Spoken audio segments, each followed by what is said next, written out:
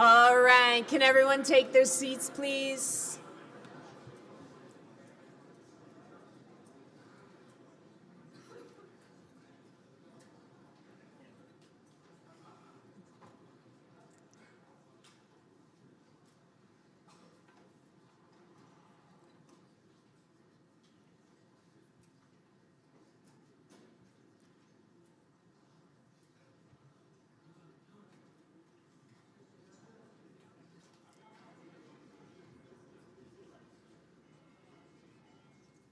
Can we place all cell phones on silence?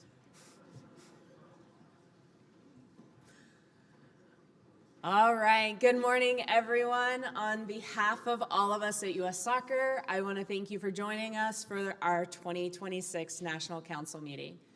It's always great to see faces from across our membership, and one of my favorite parts of the AGM is the chance to catch up with you all. Before we get started, I'd like to recognize a few groups. First, a special thank you to Georgia Soccer for partnering with us here in Atlanta. Thank you, Georgia Soccer.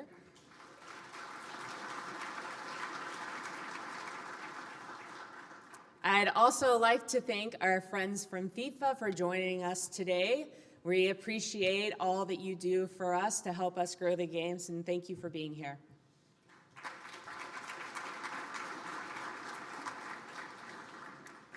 To our U.S. Soccer Life members, your lifelong commitment to this game and the Federation has helped shape where we are today, and we're incredibly grateful for your leadership and service. Thank you.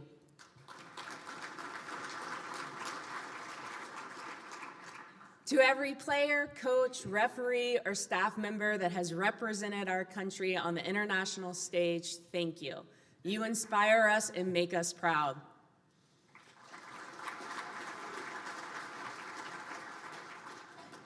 To our board of directors, thank you for your continued leadership, guidance, and support, but mostly for putting up with me. Thank you. Before we get into the full agenda, I'd like to welcome someone who's been an important partner to U.S. Soccer and a true friend to me over the past few years. Victor, your leadership at CONCACAF has been extraordinary. You always put the game first, and in doing so, you have been instrumental in elevating soccer not only in the United States, Canada, and Mexico, but across our entire region. It has been an honor, a privilege, and a lot of fun to work with you during a pivotal time for our game, and I am truly grateful for your leadership. Please join me in welcoming Victor Montagliani, President of CONCACAF and FIFA Vice President, to the stage to say a few words.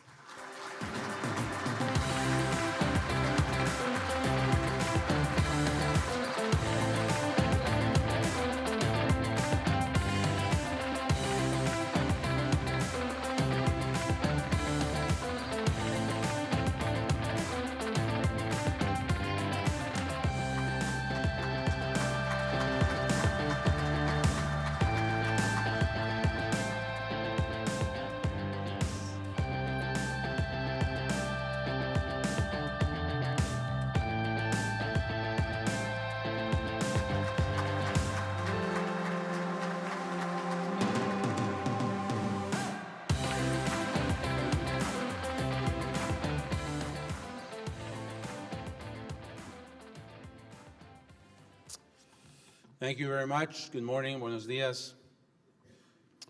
31, that's a hockey goalie number. I'll just leave it at that for now. Good morning, everyone. First and foremost, I would like to thank the Board of Directors, Council and Committee members of the U.S. Soccer Federation, your key stakeholders, and of course, your esteemed and dear President, Cindy Cohn. Thank you very much for the invitation. It's a real pleasure to be here this morning. As we know, annual governance meetings are very essential for any organization. And a lot of us have been to many of these. And I've been to my fair share as well. And they're always a good opportunity to reflect, evaluate, and plan for the next steps with a bit of purpose. But I think at CONCACAF and U.S. Soccer, is the epitome of this. They have become a little bit more than just a meeting to talk about governance. They've become a coming together moment as a family.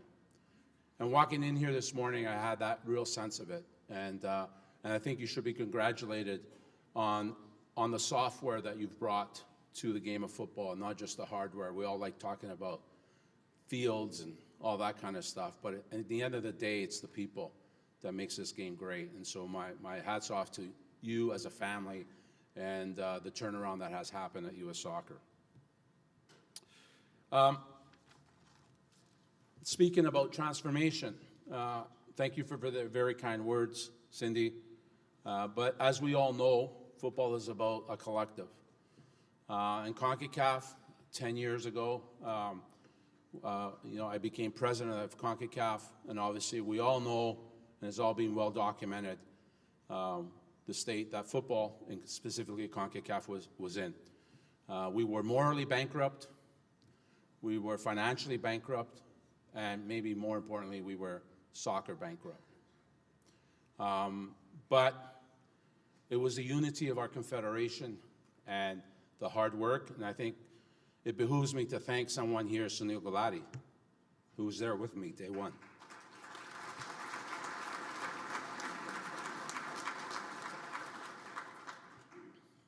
And since 6 years ago, since Cindy became president of U.S. Soccer, and now I have the privilege of her serving on CONCACAF and FIFA right next to me, she has helped in that journey, placing both our confederation and your federation at the heart of global football. Her leadership from day one has been selfless and grounded in service, not in the pursuit of power. And because of that leadership, CONCACAF, and more importantly, U.S. Soccer, has earned the right to stand at the doorstep of hosting two of the biggest tournaments in the world, the 2026 Men's World Cup and the 2031 FIFA Women's World Cup.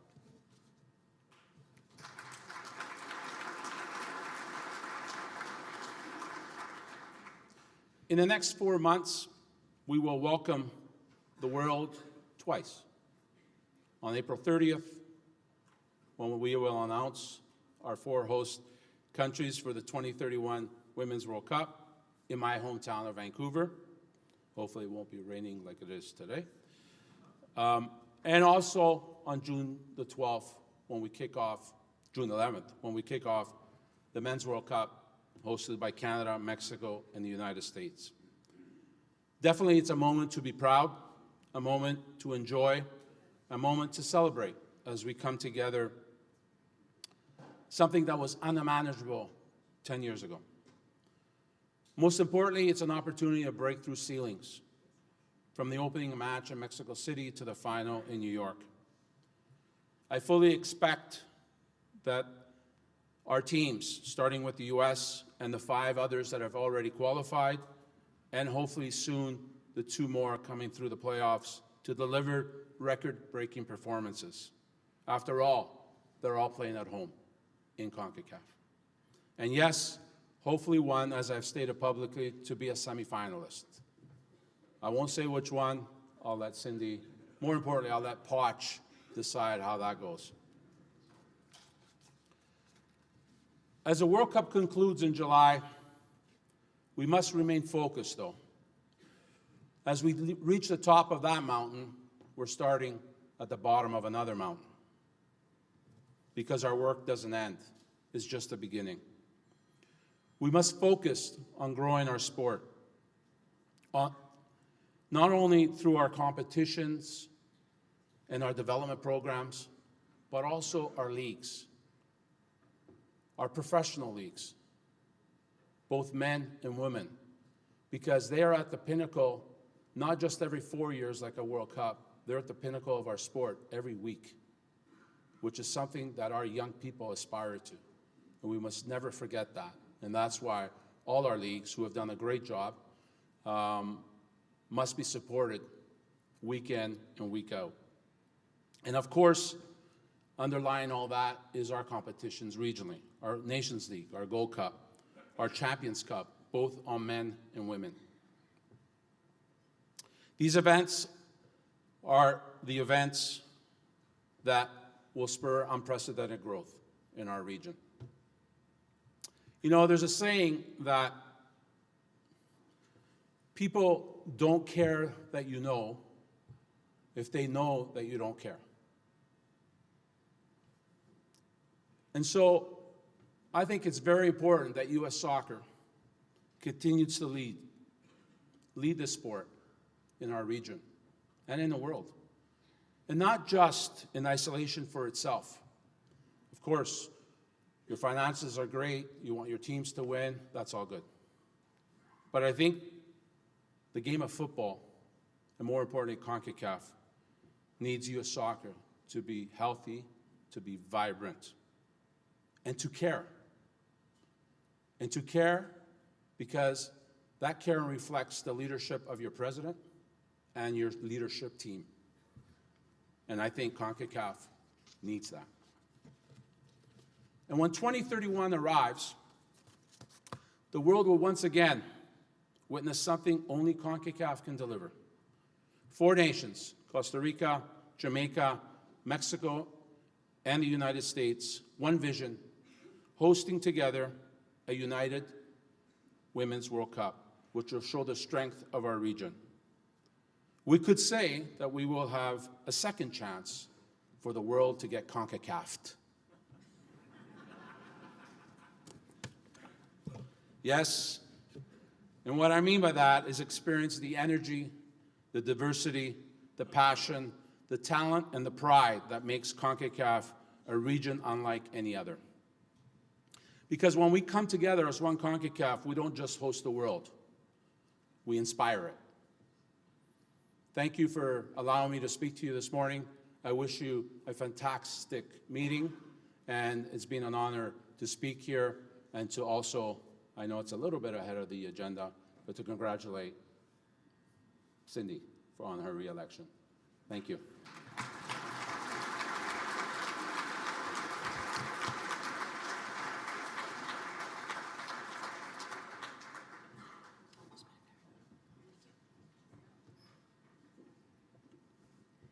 Thanks, Victor. You're also stuck with me for 4 more years, so I look forward to continuing to work with you. Before we move ahead with the agenda, we'd like to take a moment to remember those in our soccer family we lost this past year. Please join me in standing, if you are able, for a moment of silence as we honor the friends and members of our soccer family we cared about deeply and whose contributions to the game will always be part of who we are.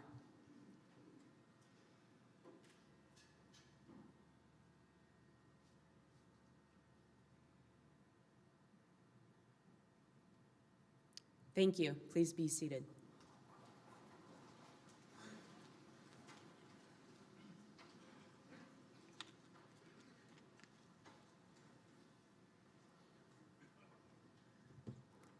Later today, I'm looking forward to sharing more thoughts on the journey we've been on the past 6 years. But for now, I'd like to focus on where we are as a federation at this very moment. The short version is this. U.S. Soccer is the strongest it's ever been. And it's not because of any one person, one event, or one decision. I'm incredibly proud to say that it's due to everyone in this room. Your collective work, collaboration, and commitment have pushed us forward in so many ways. And the timing couldn't be better. As you all know, in just over 100 days, we'll host the 2026 FIFA World Cup.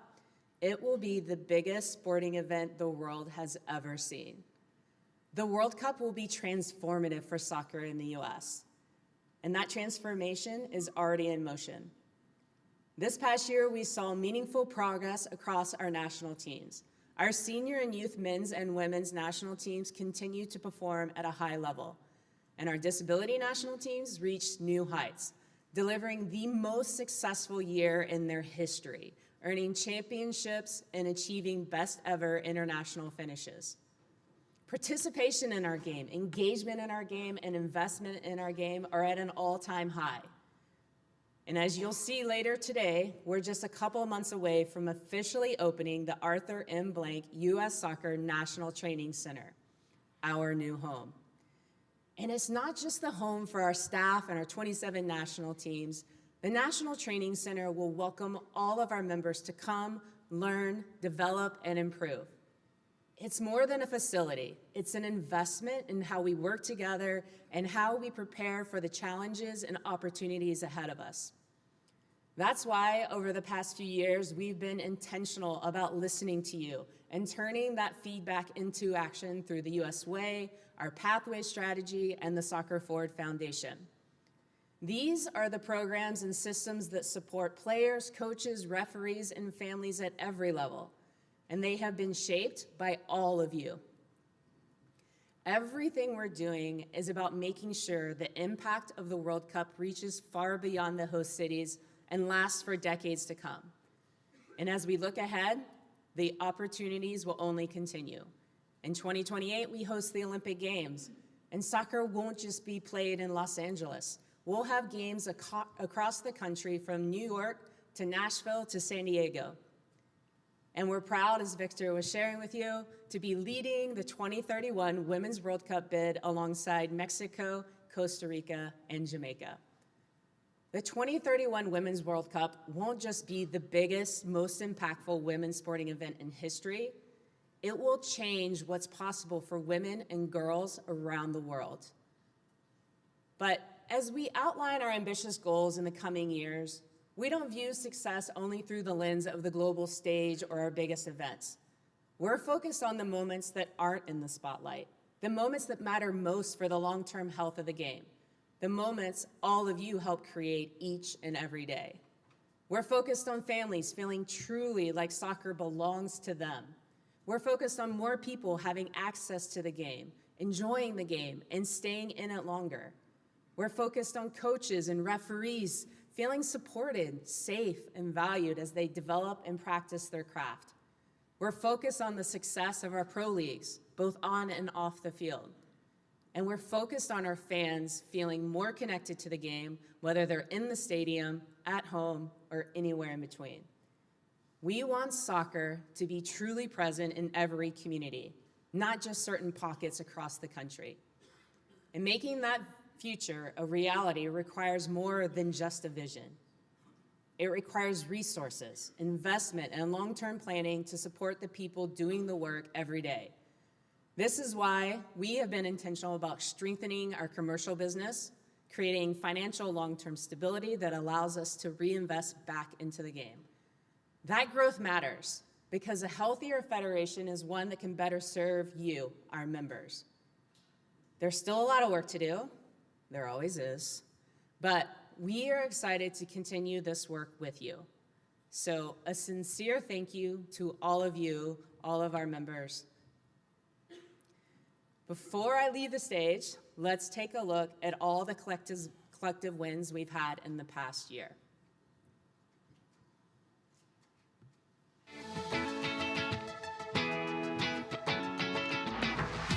Success doesn't happen alone. It doesn't happen overnight, and it doesn't happen by accident. It's built over time through dedication, teamwork, and a shared belief in what the game can be. Because progress is never driven by one moment or one group.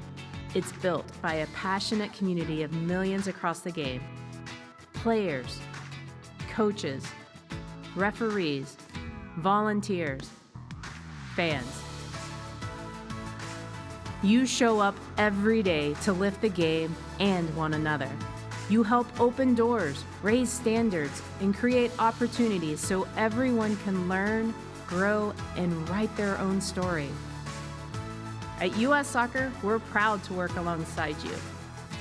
And every step forward is one we take together to grow the game. As a former player, I could only have dreamed of the progress we've made. Soccer is the world's greatest team sport, and it's a privilege to work with everyone in the soccer community to continue growing and strengthening the game for the next generation, all in service to soccer. This year, there have been many moments worth celebrating.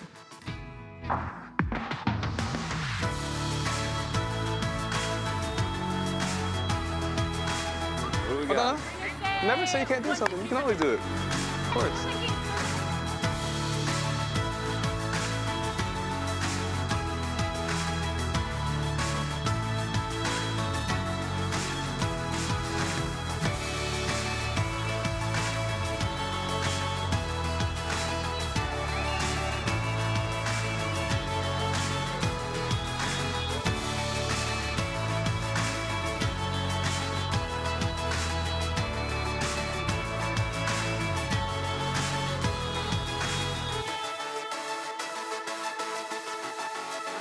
What would your 10-year-old self say to yourself?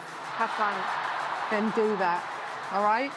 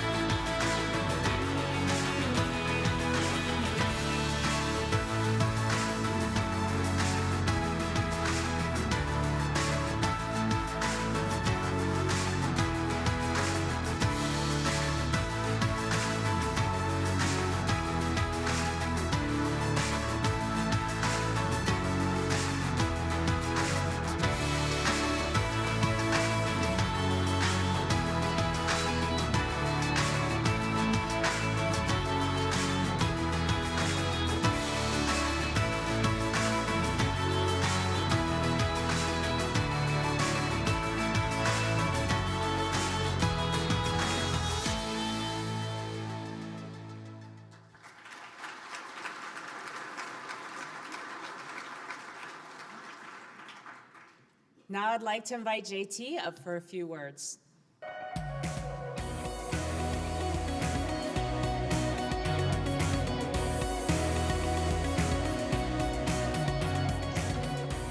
Thank you, Cindy, and good morning, everyone. And thank you all for being here. It's been an amazing few days. Cindy and I believe deeply that U.S. soccer belongs to you and to everyone who cares about this game we all love.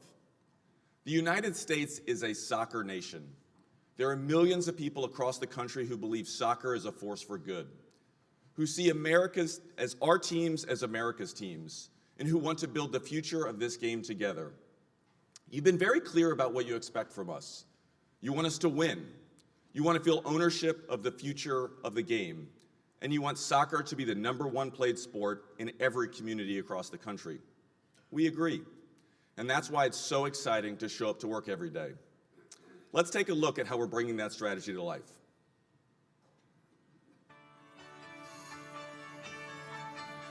Everything we do is to advance one simple and clear mission: to be in service to soccer. It's our drive, our purpose. It's how we compete, how we grow, how we deliver results, and how we show up for communities at every level of the game. It's how we win by growing participation and making soccer the most played sport in every community. What we're sharing today is the next step in our mission and how we will execute it with even greater focus and accountability. We call it our shared pathway to #1 because alignment, ownership, and impact matter most when they're shared together. This past year, we built trust and momentum to deliver results for our members. At the same time, we've been shaping our long-term 2032 goals based directly on your feedback. Those goals define what we're doing today and how we're changing the game for tomorrow, all in service to soccer. This year is about bringing all of us together around those goals and measuring progress transparently, so performance and impact are clear. So what does the road to #1 mean to U.S. soccer? It means working to deliver 3 shared ambitions. First, U.S. soccer success. We want to be America's teams. We want to win consistently. High performance matters.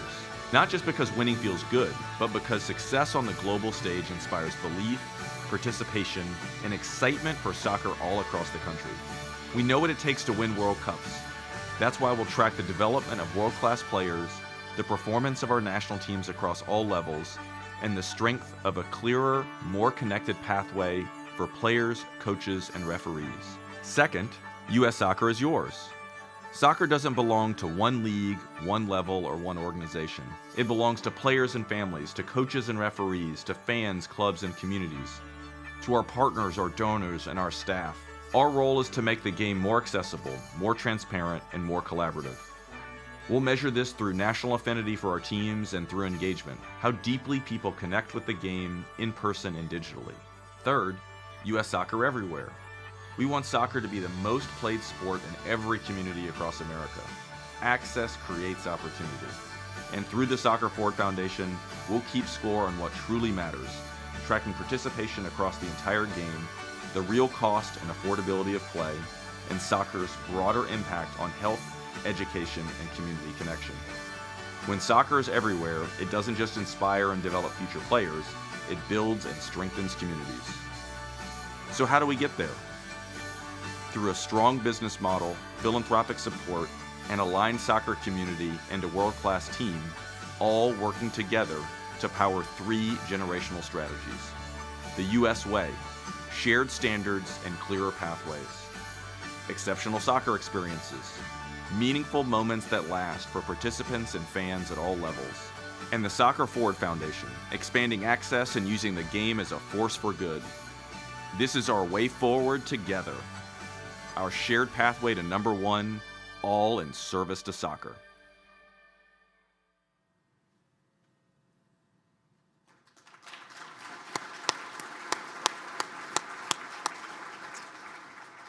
As you saw, U.S. Soccer is listening, we're learning, and we're building this future with you. Because U.S. Soccer is not just our national teams, it's not just what happens at our training center, it's what happens every weekend in parks, backyards, stadiums, gyms, and communities across this country. That is U.S. Soccer. Everything we're building, our Pathways strategy, the U.S. way, Soccer Forward, exists to serve these moments and strengthen them. And everyone in this room makes that possible, so thank you. To deliver on these goals, I'm excited to welcome Dan Helfrich as our Chief Operating Officer. As you've all seen over the last few days, Dan believes deeply in the power of this sport to positively impact lives, families, and communities. I also want to make a special thanks to the U.S. Soccer staff. As you've experienced, and you certainly all told me, the U.S. Soccer staff truly believes in being in service to soccer. They have made supporting your success their calling. Please join me in recognizing them for all of their amazing work.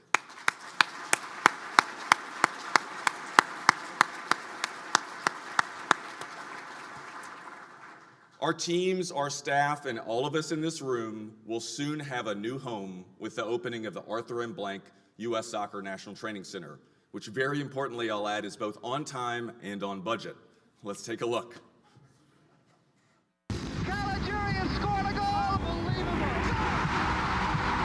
You've heard the term, building a legacy. And thanks to all of you and those who came before us, we are continuing that legacy for everyone who makes soccer what it is today and what it will become in the future. From players, members, and staff, to coaches and referees, community, donors, partners, and fans, this is the place that belongs to soccer and to all who love and honor our game. This is the Arthur M. Blank U.S. Soccer National Training Center, the home for soccer in America. Opening in spring of 2026 near the town of Trilith, just south of Atlanta, where sports, media, and entertainment intersect, is a world-class facility and powerful symbol for this entire soccer community. One that strengthens the identity and culture around the growing game and embodies everything we do in service to soccer. This facility is more than a collection of fields and buildings. It's the U.S. way brought to life. You see it in the pathways we create for our players, from grassroots to the national stage, in the National Training Center infrastructure that supports what it takes to compete at the highest level, in the unforgettable moments we create for our fans.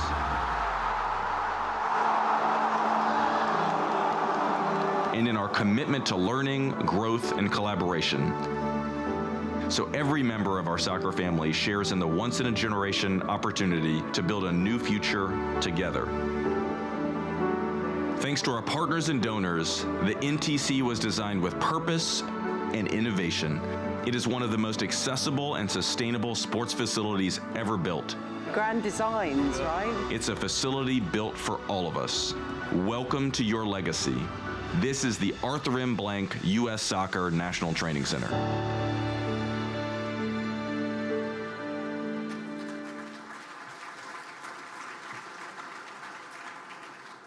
I can't wait to welcome you all to our new home soon.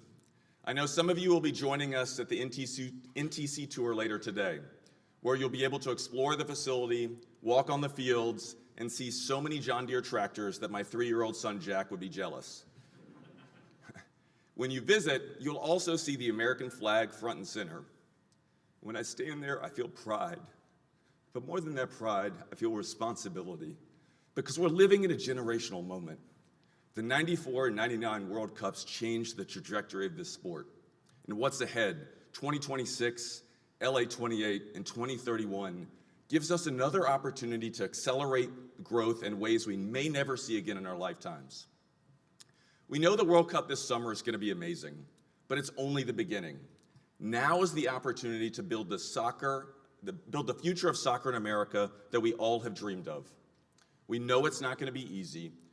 We will need to all walk the walk and make tough choices based on the shared ambitions we all believe in. Winning more consistently, expanding access, and ensuring that everyone feels like they belong in this game. These goals belong to all of us, our members, our board, our staff, our partners, our fans, our communities. So yes, it's important to believe we can do this, but more importantly, we all need to lead the way. Lead in your states, lead in your organizations, lead in your communities. The leaders before us left this game stronger than they found it. Now it's our turn. This is our time to turn our ambitions into the realities we all believe in. I'm up for that work if you are. Let's go do it together. So thank you all very much.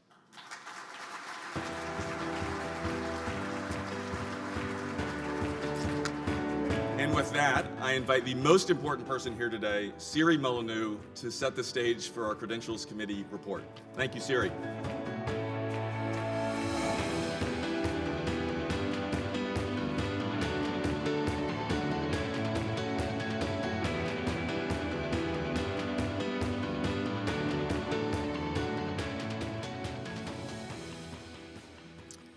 Thank you, JT, and good morning and welcome. It's great to be back in Atlanta again this year for the second AGM in a row. I would like to start off by thanking a handful of people who have spent many hours over the past several months preparing for today's meeting and vote. First, a special thanks to the members of the Credentials Committee, Kathy, Diane, Bob, Stephen, and Alyssa. And as always, a big thank you to the staff at US Soccer on behalf of myself and the Credentials Committee. Your hard work makes our process flow smooth and efficient and speeds things up when we get here in Atlanta. First, I'd like to quickly review the role of the Credentials Committee. US Soccer Bylaw 302 regarding composition and voting lays out the structure we must follow in preparation for a vote and defines who qualifies as a delegate for the National Council. As you are aware, the National Council consists of the Youth, Adult, Pro, and Athletes Council, as well as individuals, which include the Board of Directors, life members, past presidents, and sustaining members. And last, other members, which include other affiliates, national affiliates, disabled service organization, and associate members. Under Bylaw 302, an individual is only eligible to vote in one capacity. A delegate votes may only exceed 2% of the total votes eligible to be cast, except the Athletes Council. Total votes available to be cast today is set at 1,500. Equal voting strength must be provided to the Youth, Adult, and Pro Council. Each will receive 20%, which is 300 votes. The Athletes Council voting strength is at 33%, which is 500 votes. The weight of each vote cast is determined by a multiplier, and individual members are entitled to 1 vote to each registered delegate. And last, delegates from other members have a voting strength equal to 100 less than the total number of delegates from the individual members. The weight of each vote cast is also determined by a multiplier. And now for the report. We do have a quorum today, and as always, we will conduct roll call visually this morning. The slides on the screen recognize all the organizations and delegates registered to vote today. Please pay attention as we go through them. Youth Council.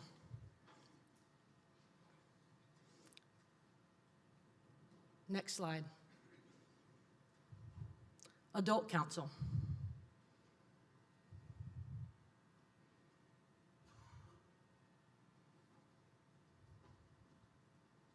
Next slide. Pro Council. Next slide. Athletes Council. Next slide. Individual members. Next slide. And other members.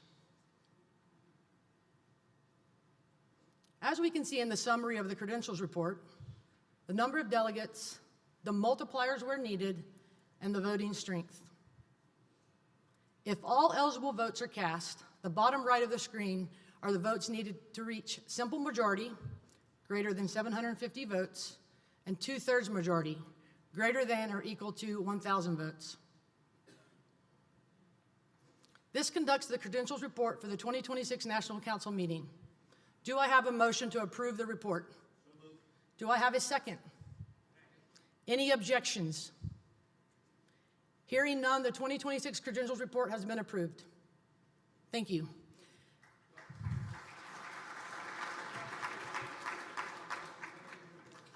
As we prepare to vote, we will have 2 test questions to test your Summer World Cup knowledge, to get familiar with the voting process. You will answer by pushing 1, 2, 3, or 4 on your keypad. Test question 1. Which team is the United States playing first in the FIFA World Cup 2026 this summer? Please choose an answer now. Voting is open.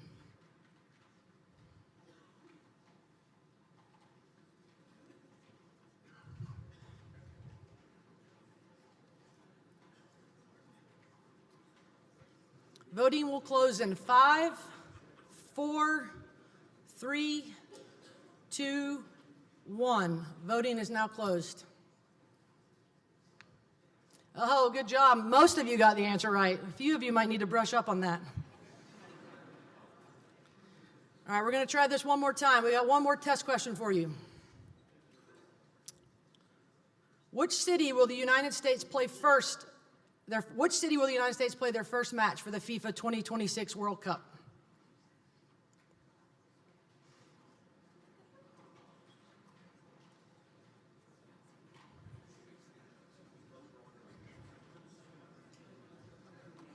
Voting will close in 5, 4, 3, 2, 1. Voting is closed.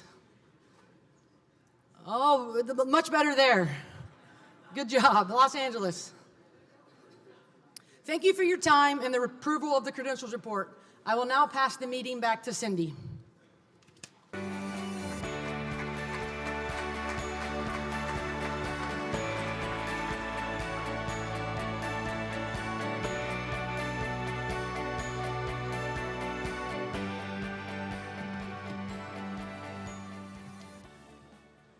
Thanks, Siri.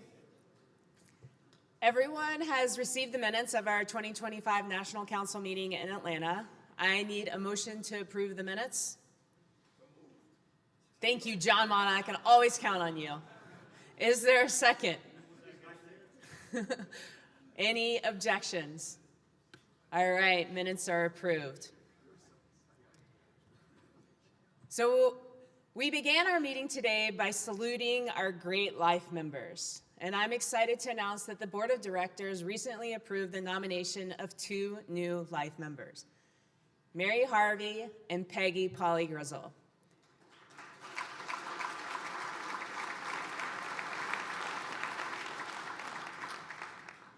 I'd like to recognize life member Richard Groff to speak from the floor regarding Mary's nomination.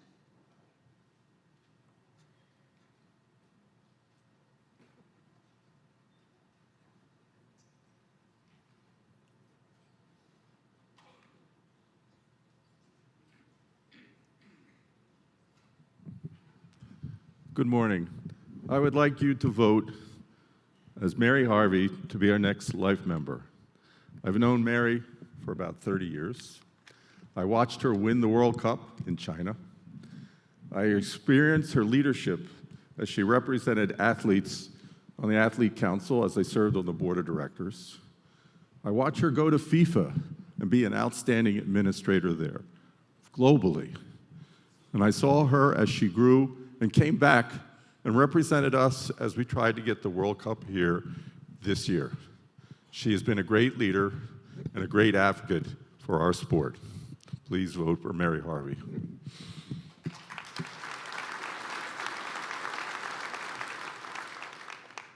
Thanks, Richard. Unless there is an objection, Mary Harvey is approved as a life member by general consent.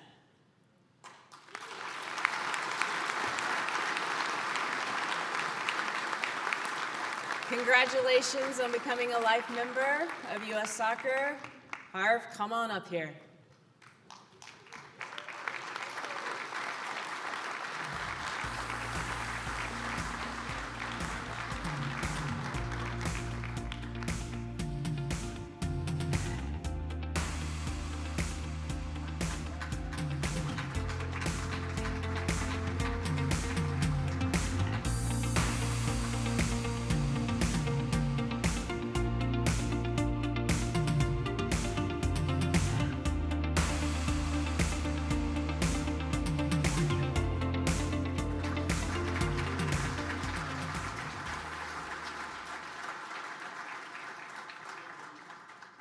It's always fun when I get to recognize my friend and former teammates, so thanks again, Harv, for all you've done. I'd like to now invite Marty Tucker from Kentucky Youth Soccer Association to speak from the floor regarding Peggy's nomination. Thank you, Cindy. Again, Marty Tucker from Kentucky Youth Soccer. On behalf of myself, our executive director, Chris Zander, who I said I was going to mention in this speech, it's my honor to present the nomination of Peggy Polly Grizzle for life membership in U.S. Soccer. Peggy's journey in our game began in 1974 in a sporting goods store in Ohio, where by sheer coincidence, she met Pele while outfitting her 3 sons. That moment sparked what has now become over 50 years of extraordinary service to U.S. Soccer. From her early work as a local referee assigner, Peggy quickly rose to serve as president of Ohio North Youth Soccer, later taking leadership roles in Ohio North Adult Soccer, and eventually being recruited to serve at the national level as assistant to the director of referees. In that role, she supported referee development, coordinated officials for international matches, and helped maintain the systems that underpin our referee programs. For the last 3 decades in Kentucky, Peggy has served as our board member and president of Kentucky Youth Soccer Association, and a longtime volunteer with UASA and both regional and national levels. Her leadership has strengthened grassroots soccer, expanded opportunities for players and referees, and built organizational foundations that will endure long after all of us leave this room. And at a time when volunteerism is declining, Peggy remains the model of selfless dedication. She has given her life to nurturing, protecting, and advancing the game we all love. So I'm proud to nominate and now recognize Peggy Polly Grizzle as a life member of the United States Soccer Federation. Thank you.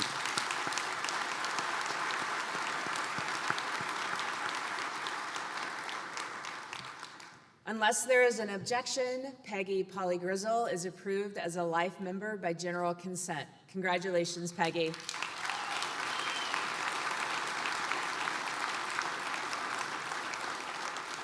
Peggy, it is my pleasure to invite you onto the stage.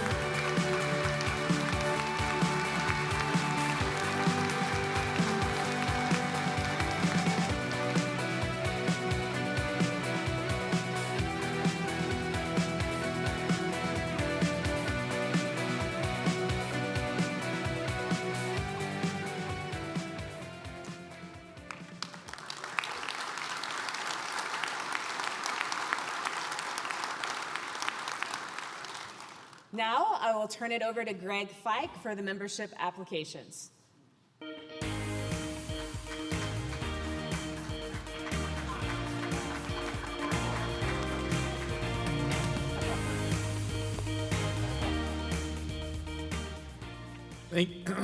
Thank you, Cindy. Included in your book of reports are 2 membership applications that have previously been approved by the Board of Directors. The applications are from the Project Inspire Foundation and United Adaptive Soccer Association. Membership applications require approval of the majority of the National Council. Unless there is an objection, we will handle these membership applications by the general consent process. Project Inspire Foundation was provisionally approved by the board as a DSO. I'd like to now recognize a representative from the Project Inspire Foundation to say a few words.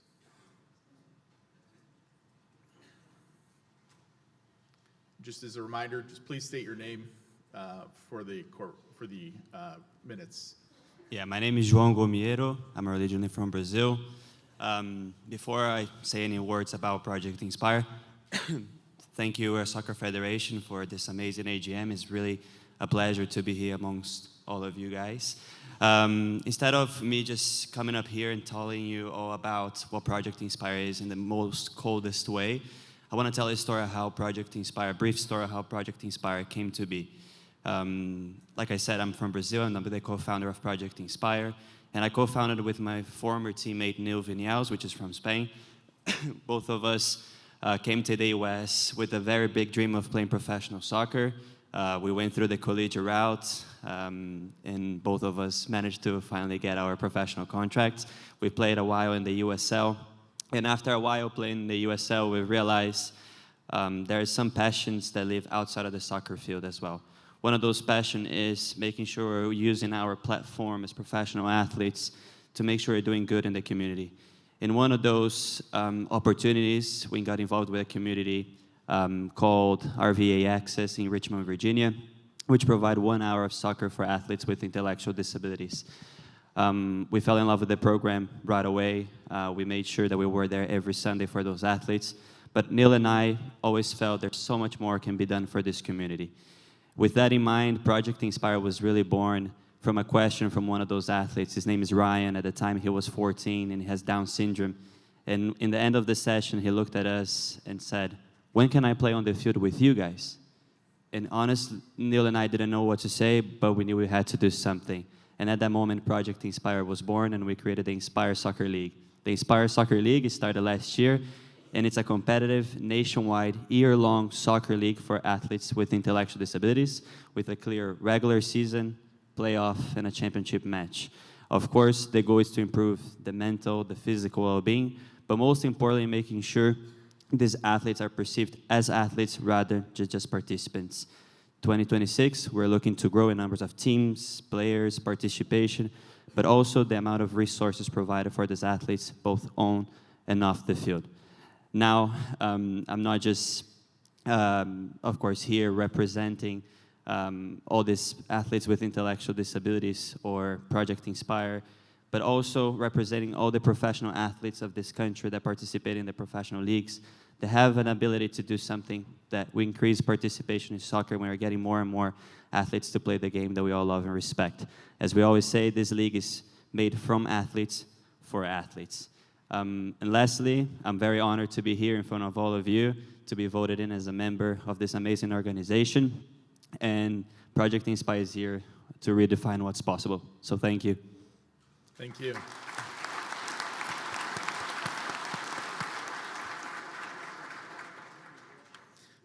Unless there is an objection, the Project Inspire Foundation is, as a DSO, is approved by general consent. Congratulations again. Thank you.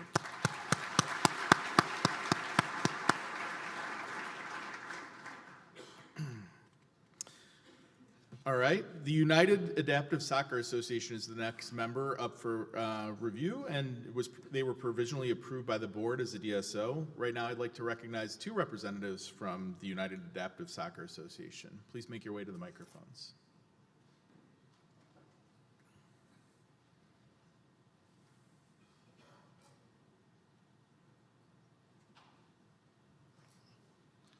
Good morning, everyone. My name is Mr. Jimmy head to the vice president of the United Adaptive Soccer Association. I've been joining UASA in December 2023. At that time, everything integral operated to do with the CONCACAF in Central Texas.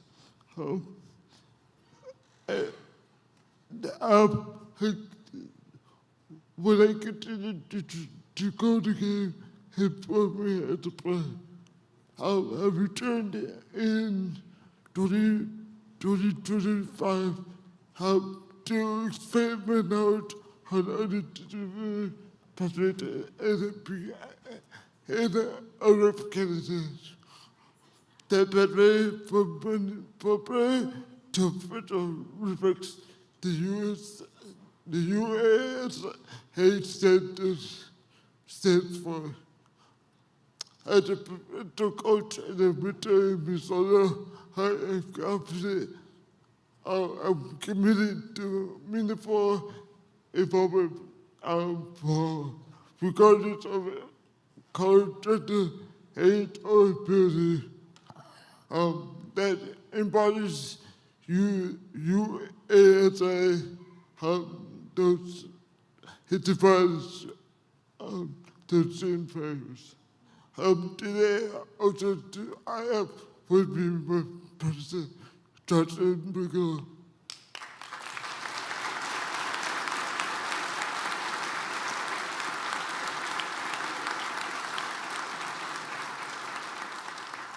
That's enough of that.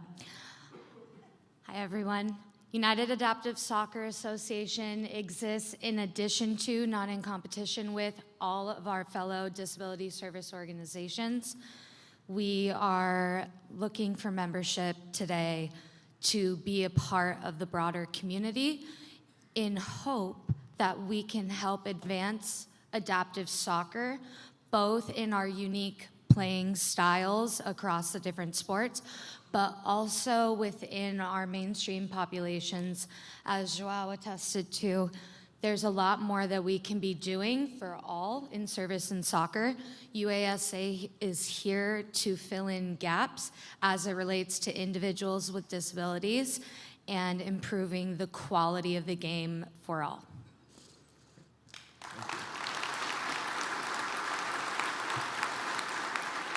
Thank you very much. Unless there is an objection, the United Adaptive Soccer Association is approved as a DSO by general consent. Thank you so much. Congratulations.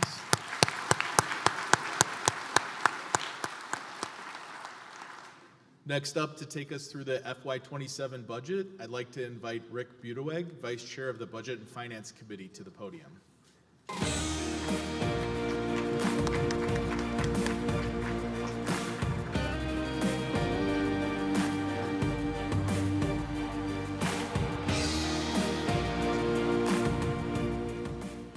Thank you, Greg, and good morning to everyone. Today, I'm asking the National Council to join me in supporting the approval of the fiscal 2027 budget as included in your most recent book of reports.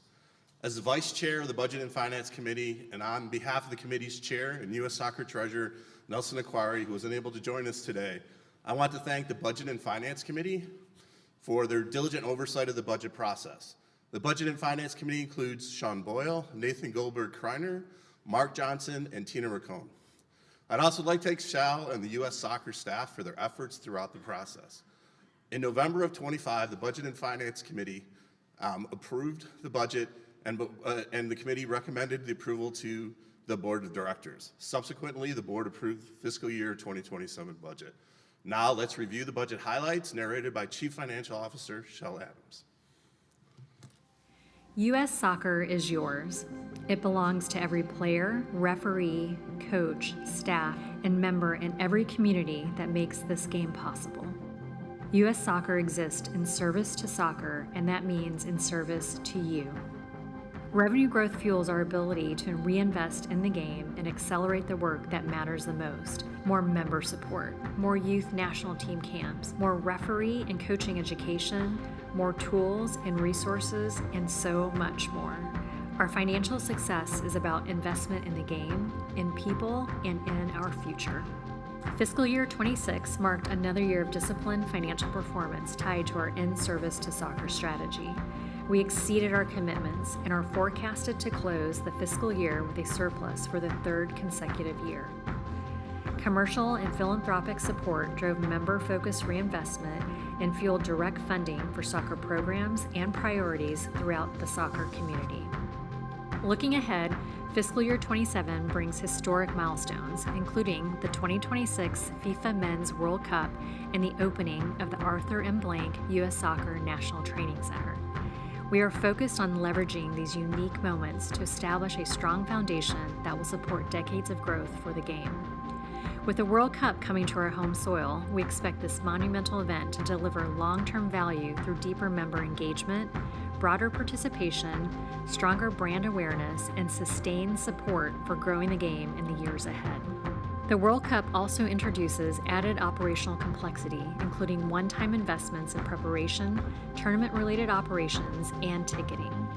These investments are paired with corresponding revenue opportunities, enabling us to execute effectively in the near term while continuing to build lasting value for the soccer community. Fiscal year 27 marks the grand opening and first full year of operations at the Arthur M. Blank U.S. Soccer National Training Center, launching a new era for player development and the game nationwide. Beyond its symbolic and cultural impact, the NTC will strengthen our operations and our ability to support our members.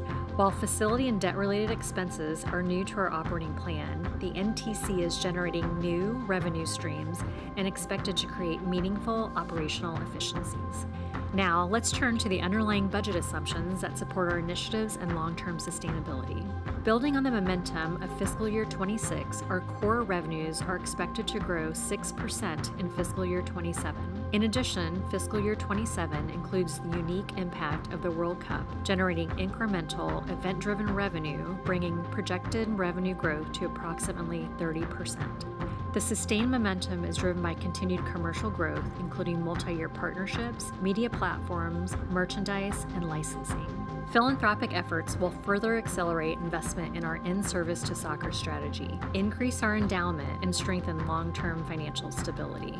Together, these revenue streams support our 2032 goals and enable deeper reinvestment into programs and services that lower barriers, improve the participants' experience, and expand access in communities across America.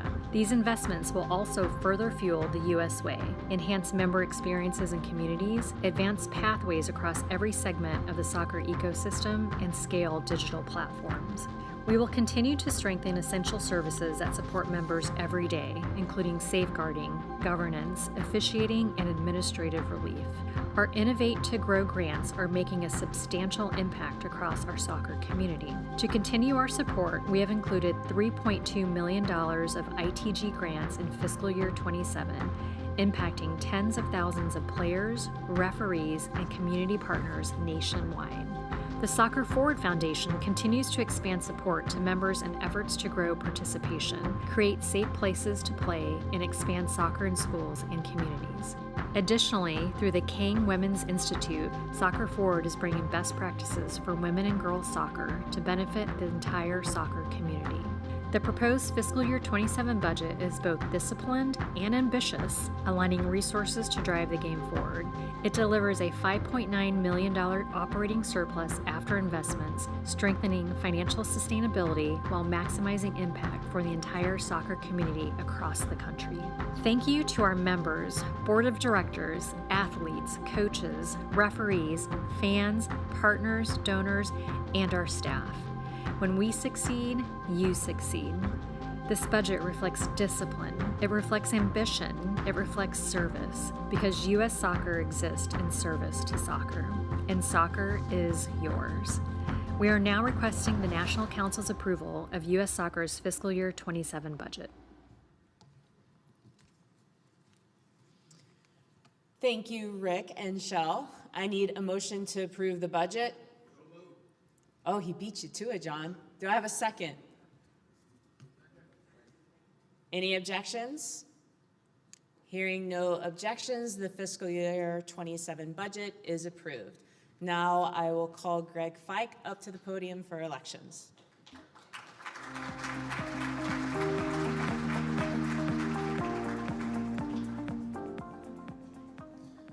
Thank you again, Cindy. Next on the agenda is the election of the independent director position.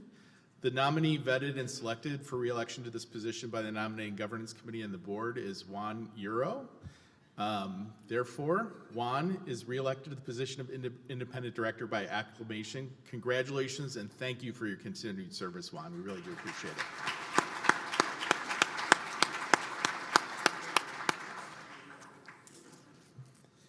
All right, the next election on our agenda is for president. The only person nominated in accordance with U.S. Soccer's bylaws and policies and vetted for re-election to this position by the Nominating Governance Committee is Cindy Cohn. Therefore, Cindy is hereby re-elected to the position of president by acclamation. Congratulations, Cindy.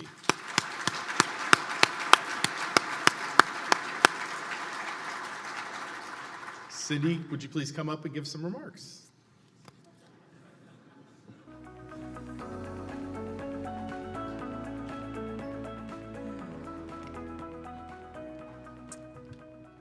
Well, I have to say this election was a little bit different than 4 years ago. I knew then that we had a lot of work to do. And standing here today, I don't take any of it for granted. Serving as the president of U.S. Soccer is such an incredible honor. This crest means so much to me. I was lucky to first wear the crest as a 14-year-old, quiet, reserved player. I didn't talk much then, but I was a competitor. I wanted to win, be the best I could be, and have everyone love the game as much as I did. And while I talk a little bit more now, I can tell you that that feeling has never gone away. It was there as a player, as a coach, and now as your president. When I first stepped into this role 6 years ago, I didn't come in with everything figured out or assuming I had all the answers. But I did come in knowing U.S. Soccer could do a better job listening, aligning, and serving you. And yes, I may have heard this once or twice from a few of you. But I'm glad you did speak up because we've made real progress. All of you leaned in, challenged us, and stayed engaged to help us move the game forward. My commitment to you is that we will continue to listen, communicate clearly, and keep focusing on progress that actually matters to each of you, doing the work every day. 6 years in, my beliefs haven't changed. If anything, they have only grown stronger. I believe even more strongly now that soccer can and does belong to everyone. I believe we can create a future where people stay in our game longer, where communities feel connected, and where opportunity is not defined by where you live or your economic background. I believe deeply in the future of soccer in this country and the role it can play in people's lives. And I believe all our national teams can and will win. There is still a lot of work to do. I'm more confident than ever that the best is still to come, and I'm excited to keep doing it together. So thank you for believing in me, thank you for your partnership, and thank you for continuing to challenge me and all of us at U.S. Soccer to be better. Let's keep going.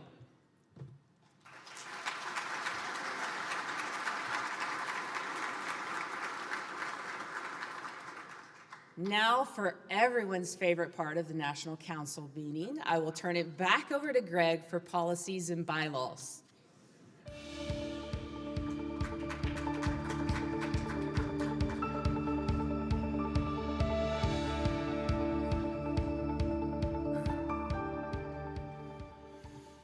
All right. The next order of business is affirmation of policies adopted by the board since last year's AGM, found in section 7 of your book of reports. Michael and Sherry would like to say a few words about the policy amendment.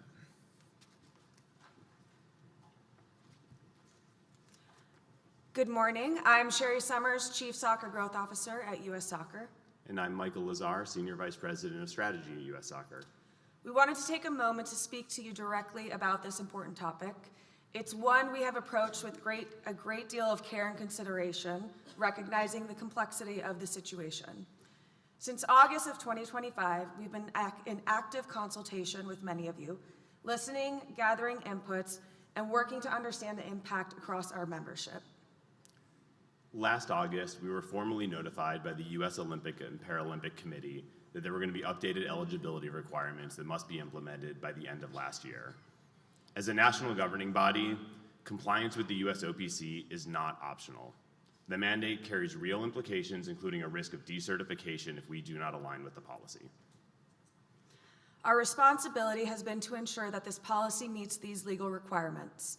Throughout this process, we have taken a thoughtful and measured approach, engaging with our members, our board and councils, reviewing feedback, and working to provide as much clarity as possible. We also recognize that these are deeply personal matters, and as this policy is implemented in accordance with the US OPC and aligned with all the other NGBs who have complied, situations are going to be handled with care. They're going to be handled on a case-by-case basis with a strong emphasis on privacy and respect for everyone who's involved. As always, our team will be here to support you moving forward and will continue to provide resources as previously shared in member communications. So we appreciate your engagement, the feedback, the dialogue, and all the care that you've brought to this conversation. And thank you for your support as we implement and execute this mandated policy change.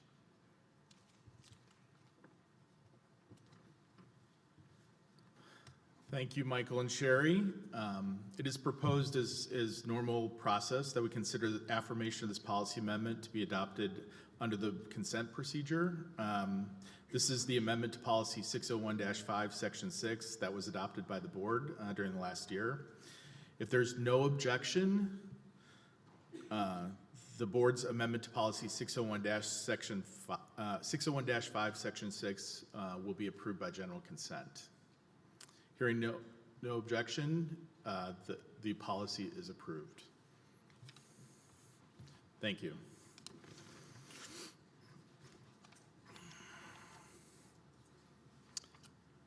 The next order of business is consideration of policy amendment proposal, a new policy amendment proposal found in section 8 of the your book of reports. It is a policy amendment to expand the use of emergency referees in the event the game is unassigned. We will now proceed to consideration of the proposed amendment. This item for consideration to amend policy 531-8 will be to expand the use of emergency referees in the event a game is unassigned. The amendment was not approved by the board of directors. The question is on the adoption of the amendment to policy 531-8. Is there any discussion?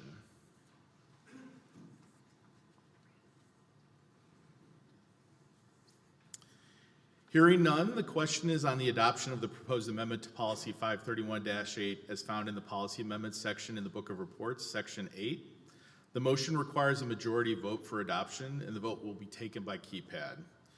Are you ready for the question? Ms. Mulnix, please proceed with the vote. One for yes, 2 for no. Voting is now open.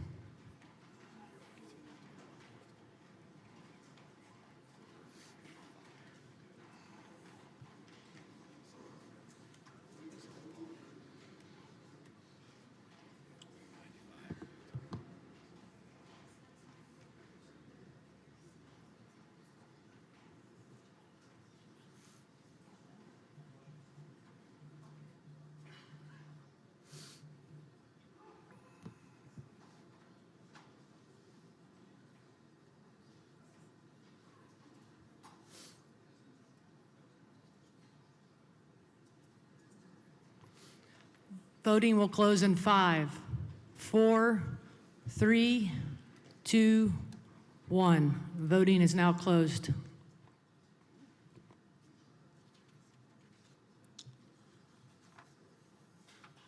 The vote is 25.79% in favor, 74.2% opposed. There is less than a majority in favor, and the amendment to policy 531-8 is not adopted. All right.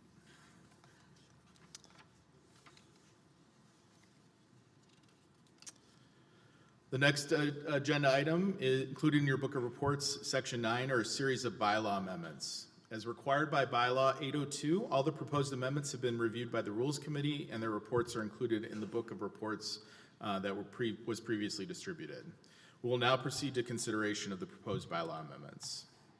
The first item for consideration, I promise I won't say all the bylaws every time, but I'm going to have to say it this first time. Under this topic is amendment to bylaws 105, 321, 322, 401, 411, 412, 413, and 431, proposed by the U.S. Soccer Board of Directors.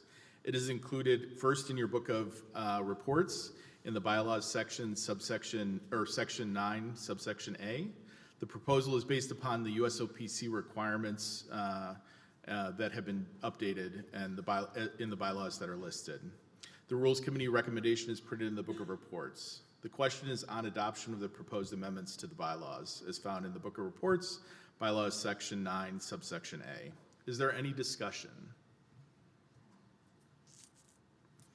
Hearing none, the question is on adoption of the proposed amendments to the bylaws as found in the book of reports, section 9, subsection A. This motion requires a 2/3 vote for adoption, and the vote will be taken electronically. Are you ready for the question? Ms. Mullenix, please proceed with the vote. 1 for yes, 2 for no. Voting is now open.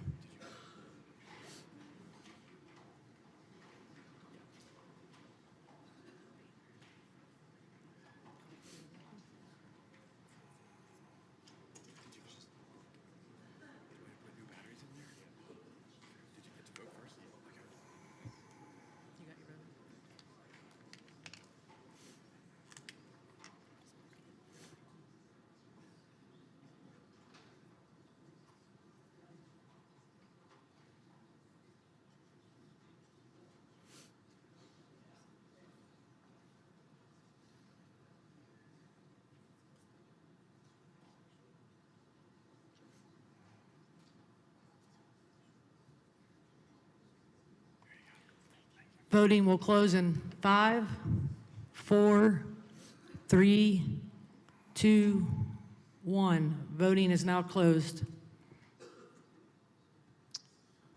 Go ahead and show it on screen. The vote is 97% in favor and 3% no. Therefore, there are 2/3 in affirmative, and the motion is adopted. The bylaws 105, 321, 322, 401, 411, 412, 413, and 431 are amended as proposed. The next item for consideration are the amendments to bylaws 109, 202, 302, and 413 proposed by the U.S. Soccer Disability Committee. They are included in the report's bylaws section 9, subsection B. This is a proposed change to the name of Disabled Service Organization to Disability Soccer Organization. The Rules Committee recommendation is printed in the book of reports with the bylaw proposal. The question is on adoption of the proposed amendments to the bylaws as found in the book of reports, bylaws section 9, subsection B. Is there any discussion? Hearing none. The question is on adoption of the proposed bylaw amendments previously identified. This motion requires a 2/3 vote for adoption, and the vote will be taken electronically. Are you ready for the question? Ms. Mullenix, please proceed with the vote.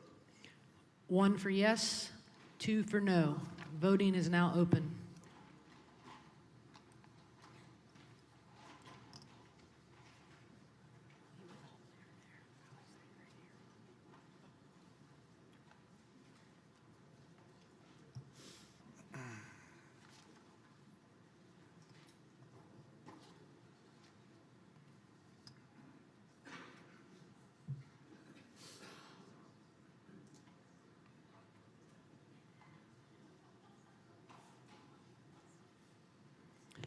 Voting will close in 5, 4, 3, 2, 1. Voting is now closed. There is 99% in favor and less than 1% against. Therefore, there are 2/3 in affirmative, and the motion is adopted. Bylaws 109, 202, 302, and 413 are amended as proposed. The next item for consideration is the amendment to Bylaw 241 proposed by the U.S. Soccer Board of Directors. It is included in your book of reports, Bylaws Section 9, subsection C. The proposal is to add a mechanism to automatically remove a professional league from membership if it fails to operate a professional league for a number of seasons. The Rules Committee recommendation is printed in the book of reports with the bylaw proposal. The question is on adoption of the proposed amendment to Bylaw 41. Is there any discussion? Hearing none, the question is on the adoption of the proposed amendment to Bylaw 241. This motion requires a 2/3 vote for adoption, and the vote will be taken electronically. Are you ready for the question? Ms. Mullenix, please proceed with a vote. 1 for yes, 2 for no. Voting is now open.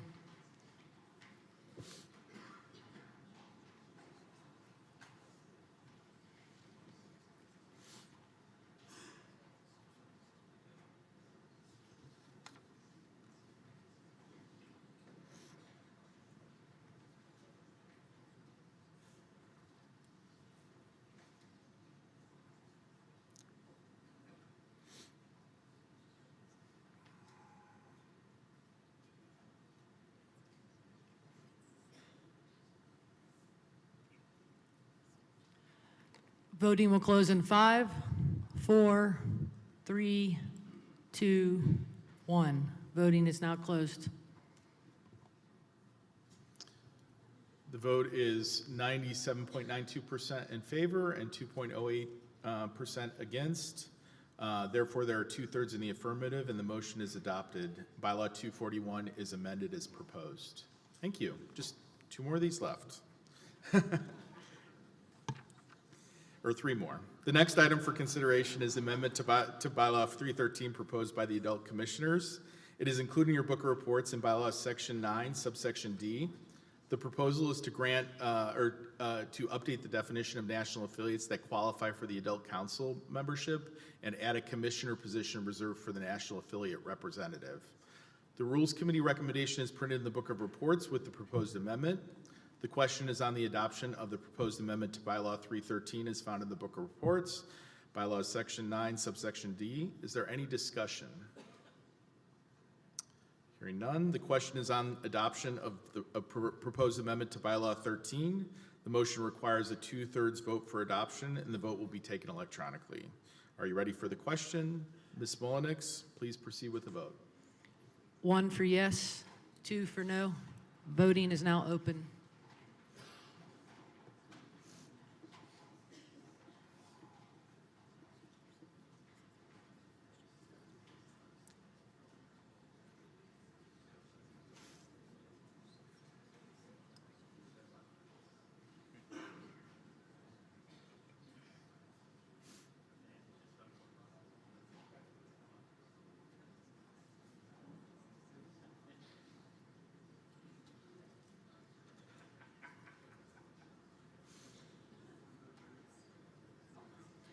Voting will close in 5, 4, 3, 2, 1. Voting is now closed.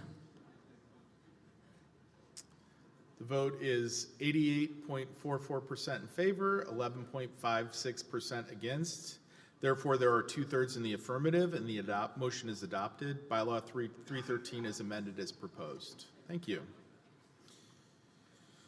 The next item for consideration is the amendment to Bylaw 412 proposed by Stephen Flamhaft. It is included in your book of reports, Bylaws Section 9, subsection E. The proposal is to add a life member as a non-voting member of the Board of Directors. The Rules Committee recommendation is printed in the book of reports with the proposed amendment. The question is on adoption of the proposed amendment to Bylaw 412. Is there any discussion?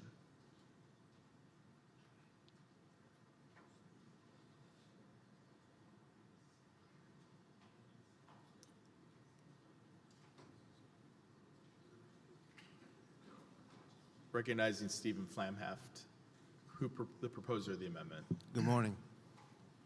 Is it on? Is it on? This proposal offers that a life member should become a member of the Federation Board of Directors in a non-voting capacity. For those who say it is an honorary position, I say yes. But life members can provide important counsel and guidance. For those who say that the opportunity exists to ask questions to the board of directors on an open Zoom conference, I say no, as it doesn't equal being a full participant in the same room with other members discussing agenda items. Life members already have institutional knowledge of the Federation and experience, and as a result, can provide important guidance for present situations. Thank you. Thank you. Is there any additional discussion? Rocco Avalone of Eastern New York. We support Mr. Flamhaff's position on this amendment. We feel that life members, based on their experience, their knowledge, would be an asset to the commission, and we wholeheartedly support it and would like everyone else to also support it. Thank you. Any further discussion? Sure. Anybody else? Yes. Can we, I think, yeah, can we get a floor mic, please? Thank you. Everybody can't. You're online. Thank you. Mike Edwards, life member, and General Bon Vivant. I would speak in opposition to this, and I'm a life member and served on the board for 20 years. It just doesn't strike me as all that necessary, to the extent that Cindy or JT need to get input from a life member. They've got our phone numbers. They know how to get us involved, and quite frankly, all I would have to offer is I could tell either one of them what's in the Soccer America Daily that I get an email every day. We're not current. If you want to know what happened historically, yeah, you can find that out, but this just seems to me as an overkill that is unnecessary to accomplish what the board is, I think, doing a fine job of right now anyway. So that's my thought. Thank you. Any further discussion? I see some people getting up.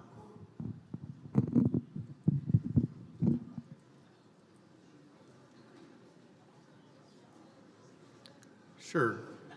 Tom? Yes, Tom Moore, President, California Soccer Association North. Just a technical question. Where in the red line, new wording, does it say that this is a non-voting seat? If you could explain that, we'd appreciate it. Thank you. Sure.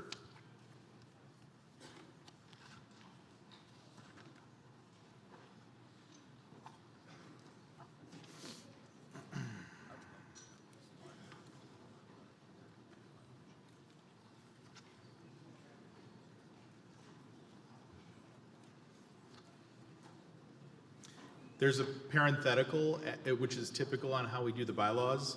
It says one life member representative, open parentheses, non-voting, close parentheses, selected by the life members, is the proposed amendment, as found in your book of reports.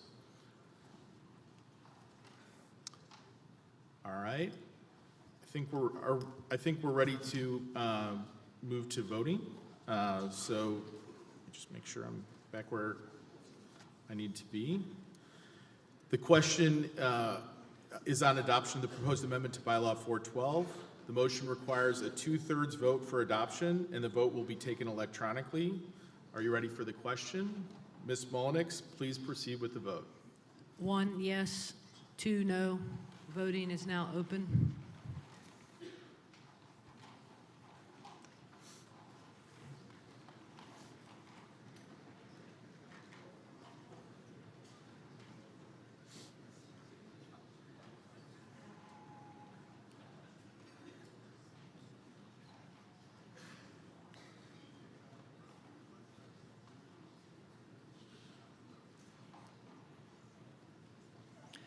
Voting will close in 5, 4, 3, 2, 1. Voting is now closed. The vote is 16.87% in favor, 83.13% against. There are less than 2/3 in the affirmative, and the motion is lost. Bylaw 412 will remain unchanged. The next item for consideration is a new bylaw proposal by Stephen Flamhaft. It is included in your book of reports, Bylaws Section 9, subsection F. The proposal is to add a residency requirement for senior national team coaches. The Rules Committee recommendation is printed in the book of reports with the proposed amendment. Mr. Flamhaft has proposed an additional amendment, a change to this amendment, which we'll put on screen now. And please take a moment to read it.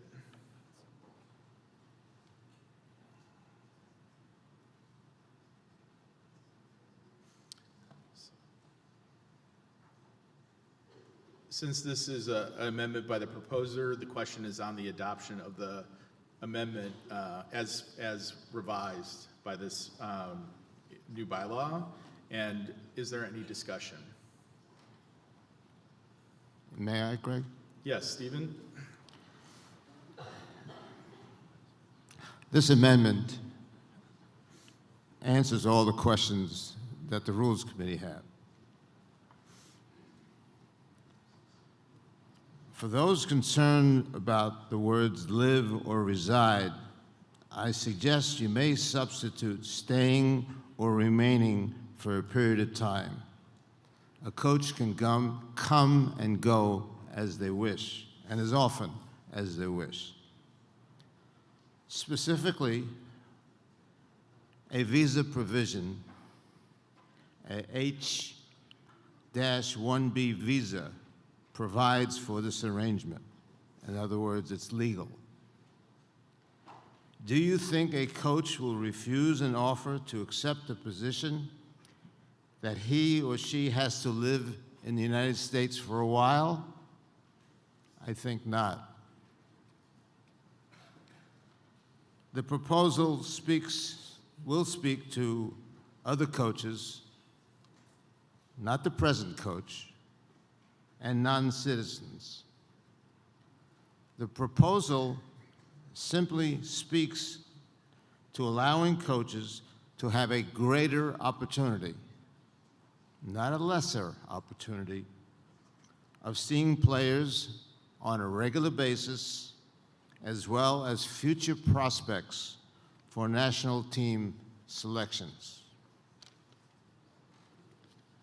With due humility, my proposal is being offered with foresight and logic. Let me just mention this. A few days ago, I spoke to my doorman, who loves soccer and lives and breathes the game, and is a big Liverpool fan. He doesn't understand why it should be opposed. What's wrong with living in America, he says. I leave you with those words. Is there any further discussion? Yes, recognize the member over there. Andy Marion, South Carolina Adults. First, I just want to say that I support the idea of a coach spending a certain amount of time in the United States for two reasons. One, to have the opportunity, as Steve just said, to see players all over the country a little easier than they would if they were somewhere else and just flying in occasionally. The other is to fully understand the soccer culture of the United States. Who does what, where, how. At that level, every little thing matters. So when you're a national team coach, every little thing that helps you understand your players better can help. So for those reasons, I support the idea. I do want to say, though, I like the idea of a foreign coach, because then maybe you have the best of both worlds. If you have somebody who spends a certain amount of time here to understand U.S. soccer culture, at the same time, they have the experience, significant experience, of coaching overseas and knowing how other places do things. So I think the best of both worlds is ideal. So I like this idea. Also, I remember some years ago at one of these meetings, Coach Jurgen Klinsmann spoke to us. And I remember being very impressed with what he said. I can't remember what he said, but I remember being very impressed. Of course, he lived in Southern California at the time, I believe. But what he said impressed upon me that he understood U.S. soccer culture. And he also had ideas of how it was weak and needed to be improved. So that I liked very much. So I like the idea of a coach having that understanding. On a somewhat side note, since I've got the mic here for a second, I would like in this area to propose something to the Board of Directors to consider. And that is, regardless of how this proposal goes today, is that we have at the annual meeting an annual report from the national team coaches. They could present from the podium or they could give a written report in the book of reports, but something to summarize what their activities were over the last year, in addition to the games and the training camps. And also, at that point, what they're looking for the future. So an annual report by the coaches, I think, would be a good idea. But that's another thing for the board to consider for the future. Thank you. Thank you. Any further discussion? All right. Hearing none, the question is on the adoption of the proposed new bylaw as amended by the proposer, as you've previously seen on your screen. The motion requires a 2/3 vote for adoption, and the vote will be taken electronically. Are you ready for the question? Ms. Mullenix, please proceed with the vote. 1 for yes, 2 for no.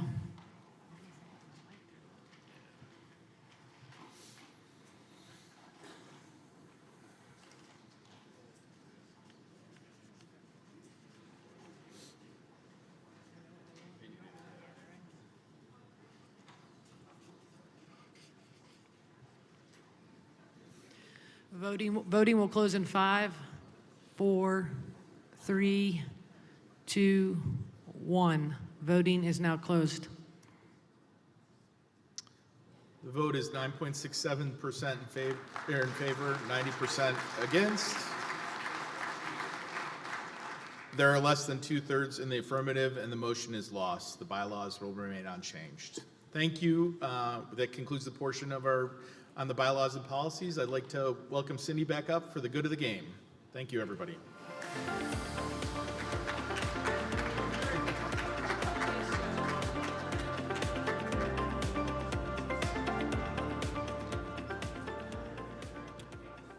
All right, next on the agenda is for the good of the game, which is a special opportunity for all of you to highlight, share, and celebrate great moments over the past year. Members who would like to speak for the good of the game, please line up behind either of the microphones on the floor. If you are unable to make your way to a microphone, please raise your hand or notify a staff member, and we'll bring a handheld microphone to you. As a quick reminder, before you say your remarks, please say your name and the organization you represent. All right, and we'll just alternate sides. Tom, we'll start with you. Thank you very much, Cindy. Tom Moore, President, California Soccer Association North. I'd like to express thanks to both Cindy and JT and Mel Radke and Matt Peters and all the other staff who worked behind the scenes to set up the venue for the Thursday night first ever inter-council games. Also need to thank the folks who were team captains for the various, team managers really, for the various teams. In particular, at the last minute, Matt Peters took over the Pro Council U.S. Soccer team when we weren't getting enough delegates from the Pro Council to sign up, and we needed to have a fourth team. So in about 8 days, he pulled together a team mostly of U.S. Soccer staff members who came out and did yeoman service yesterday. Greg Smith, of course, from the Youth Council, he put together an elite team, including 2 former professional players, full kit. So he showed up and did a wonderful job. And then, of course, there was Cassidy Leak from the Athletes Council, who put the Athletes Council team together, and then herself got ill and was unable to attend. So we look forward to her doing that, I hope, again next year, if you all consent to doing that. Somebody asked me who won, and that was a bit of a difficult question. We got to the third game, and the Athletes Council was undefeated, but so was the Youth Council. We got to halftime of that last game, and the score was 0-0. So here was the Youth Council on the cusp of a historical first appearance in the Intercouncil Games and potentially beating the Athletes Council. And so Greg Smith came up to us at halftime and promptly conceded. And that was a mystery. Why were they conceding? And I had to think maybe they weren't prepared, but no, they'd already had 2 practices at other venues before this, so that wasn't the reason. Maybe they didn't have enough substitutes, and it's true. We'd been talking about doing 7v7 or 8v8, and when the adult council showed up with 35 players, we thought, maybe we need to do something a little bigger, so we ended up doing 9v9, and the youth council only had 3 subs, so maybe that was it. But then the wind blew, and I knew what the real reason was. Those food trucks for 75 minutes had been blowing the scent of food across the field. And so their hunger for a win was overcome by their hunger. One administrative note, some of you folks didn't sign up in time to get one of the imprinted uniforms, and you got just a blank colored jersey. Would like to get those back. I'm not sure we got all of them back, so if you see me, and there's a reason for this, because Peggy Polly Grizzle and one of her colleagues had registered in a timely manner and were supposed to get imprinted jerseys, and somehow in the chaos of handing them out, they never got their jerseys. So I need at least a couple of those proper-sized orange ones back. Polly, I promise, we'll get those imprinted and sent off to you. At any rate, if you wouldn't mind giving a round of applause to everybody who showed up to play, everybody who organized this, and the staff for doing the yeoman's work setting up the venue.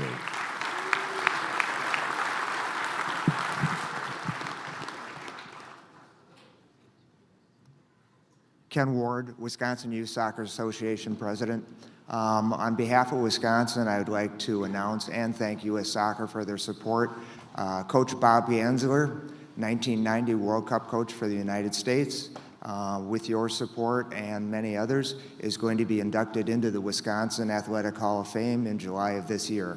So I'd just like to bring that up and thank everybody for their support.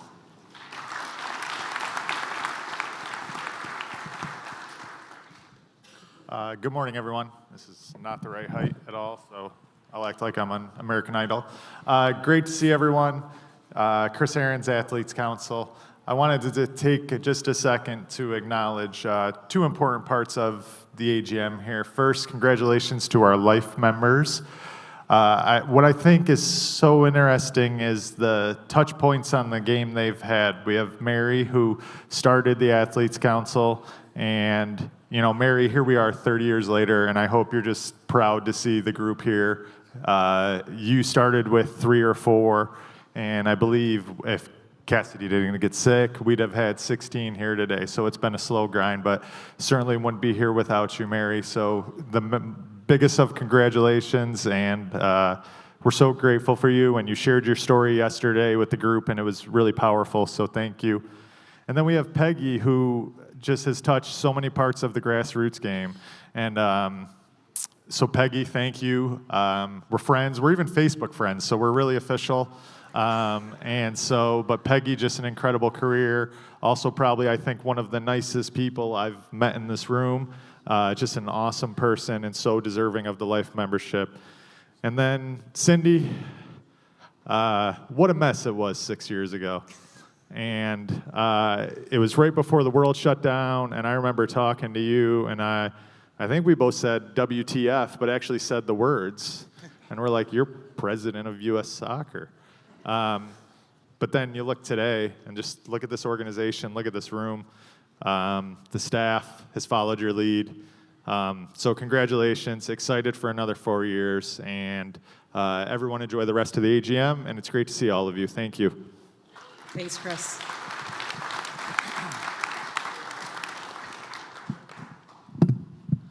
Good morning, everyone. My name is Eric Lamberg from the American Amputee Soccer Association, and I first want to thank U.S. Soccer for all the support they've given to all of the disability soccer organizations and really helping amplify what we see across the nation.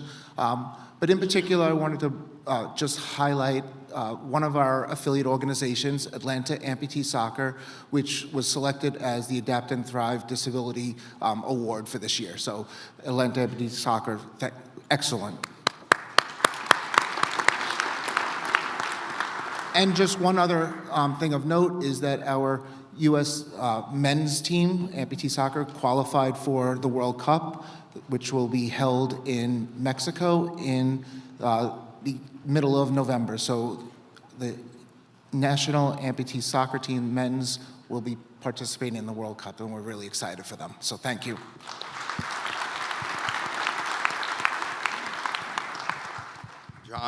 John Mata, Chairman of the Adult Council, and I want to echo Chris Aaron's congratulations to Mary Harvey and to Peggy Parley on their life membership acceptance, and to Cindy, congratulations on your presidency. I met Cindy when she was on the '99 Women's World Cup team. We traveled together to the Algarve Cup, and that's when I first got to know Cindy, and we've been friends since then. And the one story I want to share about Cindy is when I was chairman of the referee committee years ago, she was our athlete representative on the referee committee. She was the only athlete that ever attended a referee committee meeting. But her insight and when she came to the meetings, she really brought a different perspective to the referee committee. She brought the athlete's perspective, which we never had. And that, for me, was so valuable. And, you know, I made sure that she remained on the referee committee after that because her insight and her counsel to the referee committee was so invaluable. So I want to thank you for that. On another note, as chairman of the Adult Council, I want to recognize two commissioners who, after this meeting, will be their final time as an adult commissioner. Richard Groff and Cesar Wysecki, I want to personally thank you for your service to the game and what you've done to promote adult soccer in the United States. So, thank you. Thanks, John.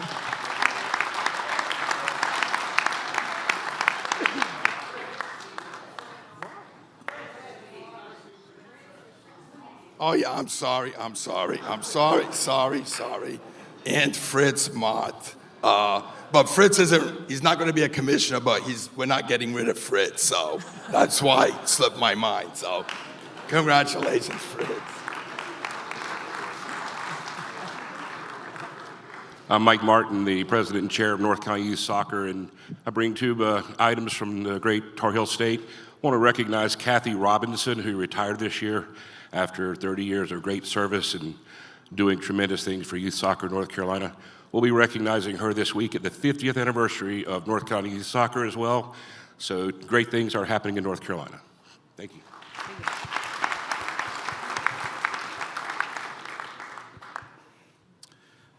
Hello, Darius Edgelali from North Carolina Adults.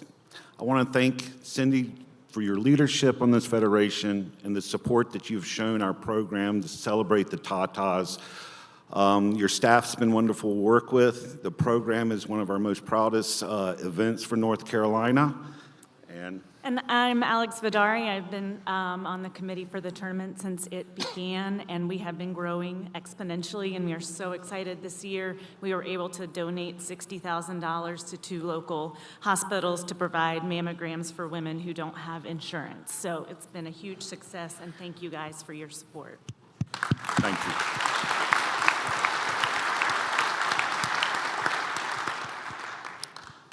Chris Branscombe from Eastern Pennsylvania. Many of you have heard me talk about the fact that Philadelphia is hosting the World Cup this summer. And we also have that little thing on the 4th of July where we celebrate the independence of our country. But we're going to have another event. It's called the Transatlantic Cup. And along with John Mata, Bruce Bode, Richard Groff, and Westchester United's coach Blaise Santangelo. We're going to be hosting a game against the English Interleague champions, the FA champions, against our National Amateur Cup champions from Westchester. So it's a pretty cool and exciting opportunity. The game's going to be in Philadelphia on June 26th, so we welcome you all there. There are plenty of tickets available. I can't get you any tickets to any of the other games, though. But we're looking forward to this game. I thank all those guys for the work they've done, and we welcome you all to Philadelphia this summer. Thanks.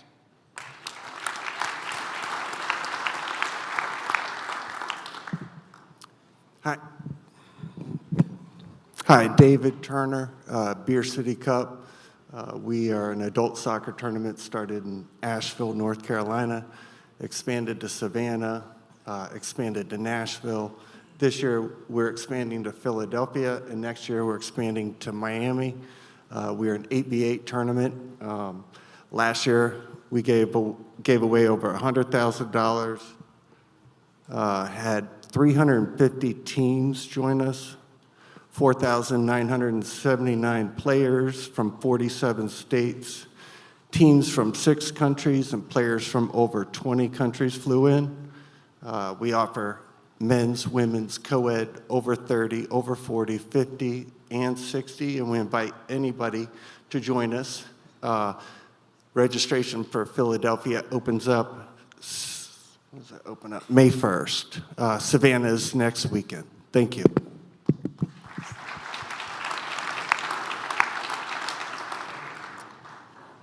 Good morning. Roy Carlson, U.S. Soccer Appeals Committee, Region 4 Secretary of the Adult Soccer, former Cal South President, and today with Montana. I just wanted to thank the membership for voting today to approve Project Inspire as a new member. I had the privilege of attending their national championship weekend in Houston back in November, and it was one of the most rewarding experiences that I've had in soccer, watching those athletes out there playing their hearts out, having fun, and then after a championship match, all gathering together and into a big hug. And I hope that all of you will have an opportunity to go and watch Project Inspire in the coming years. Thank you.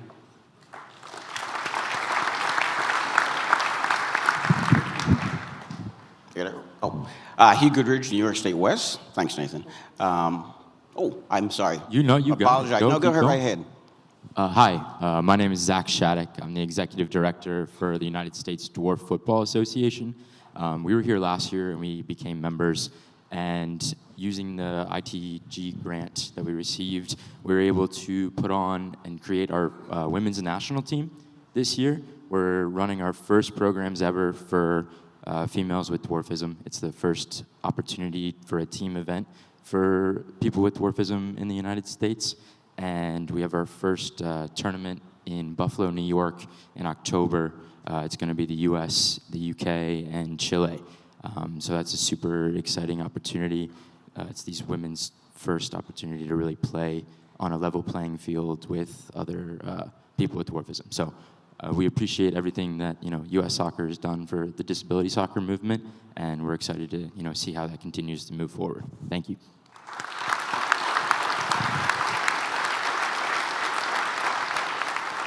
Thank you. Hugh Goodridge, New York State West Youth Soccer. Been coming to the AGM for a number of years, and I think every time we show up, we learn something new. We talk to new individuals, and over the years, we've seen a number of changes. And Cindy talked earlier about listening and communicating, and I think we can all agree that an awful lot of that's been done in the last few years, and we've seen a number of changes. And something always stands out for me at each of the AGMs. And yesterday in our youth council, we had a very productive session. All right, we heard from all of the members of the organization, and it went on and on for a little bit, and maybe some thought that that was a bit too much, but again, we're beginning to hear from each other. We're beginning to listen and learn about each other, and I thought that was very promising. And What really stood out from the meeting yesterday was Dan Helfrich, our CEO, as he spoke to us. And he demonstrated exactly what Cindy and JT has been talking about for all of us. He came up and he asked us some questions. We gave him some feedback, and then he communicated immediately what his interpretation or his results were of that feedback.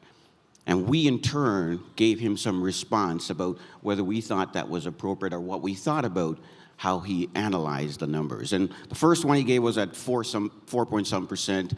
The second one he gave at 57% was his quick measurement, and we all laughed because it seemed like he came to that number really quickly. But the takeaway was that he asked a question, he listened, and then he communicated back fairly quickly what he thought the results were, and gave us then an opportunity to respond.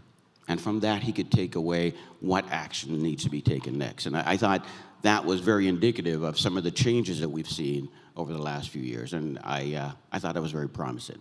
And I look forward to what lays ahead in the next 4 years for us. Thank you. Thank you.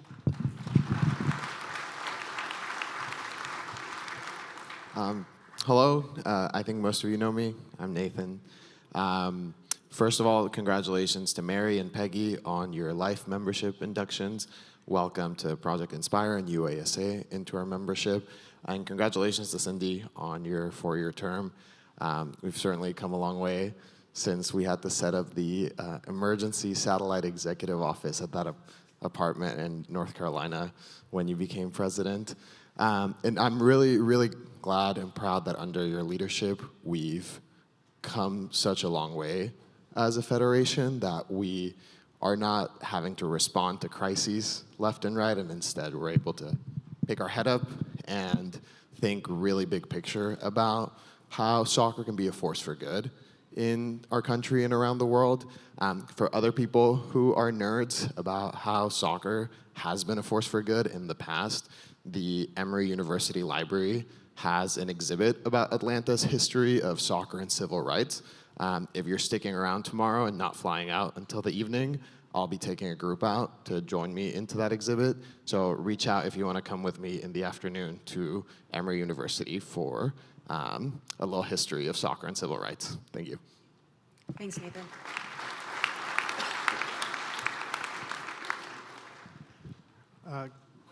Jim Sadowski speaking in my capacity as the USASA president. Congrats again. I echo what Chris said about both Mary and Peggy, Polly Grizzle. Got it right, Peggy. And, you know, looking back, Cindy, as other people have, going from a thin majority to unanimous consent, it's a real tribute to how the Federation and you in particular have reached out to everybody to get us all rowing in the same direction. And so congratulations. And lastly, I said this at our board meeting, we had like an overflow room and the energy was sort of palpable. And I heard this rumor that at our next board meeting, because it was so popular, FIFA is going to offer dynamic pricing for the extra seats. And I urge you to vote no on that when that request comes. Thank you. Thanks, Jim. Oh, I know what's coming. Buongiorno. Peter Pinori, president of the #1 state in USA, in New York. Couple things I want to say. Number one, as everybody has said, excellent job. It's a great meeting today, especially. But let's remember that the people that build this organization, and one of the leaders, he's been mentioned a couple of times, but is Sunil Gulati. As I always said, he took us out of the dark ages into where we are today. So we stand on his shoulders, as you sometimes say, Ms. Cindy.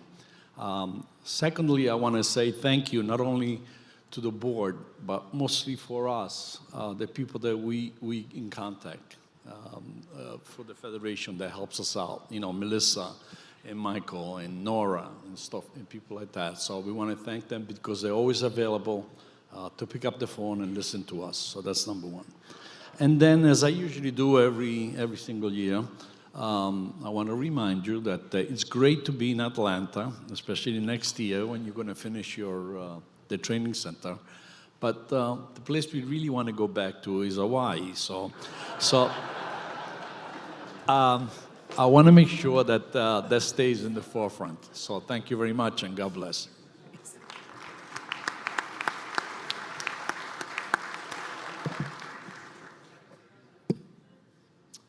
Good morning. I'm Dave Robinson. I am a proud member of the Disability Soccer Committee as chair of USU Soccer's Top Soccer program, which is the grassroots disability program. My first AGM was in Hawaii, so I'll second that motion in terms of getting back there.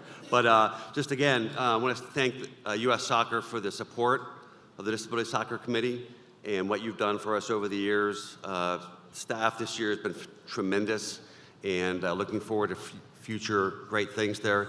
Again, as the youth soccer landscape ecosystem, if you will, is under tremendous and radical change, don't lose fact of the matter that disability soccer represents a huge upside opportunity for us for growth. Thank you. Thank you.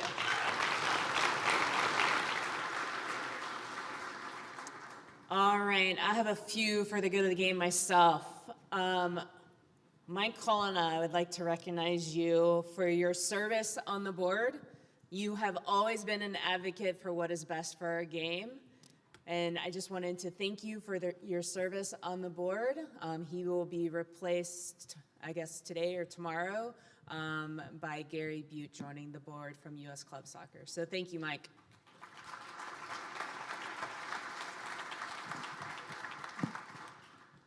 US Soccer staff, I mean, just thank you so much. You are making dreams a reality.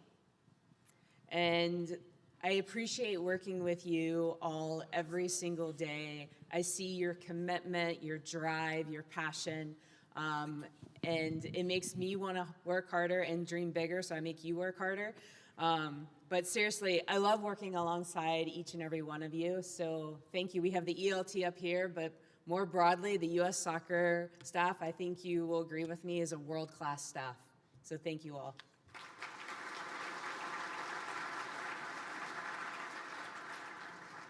And Peter stole my thunder on this a little bit, but I wanted to recognize my predecessors, Alan and Sunil.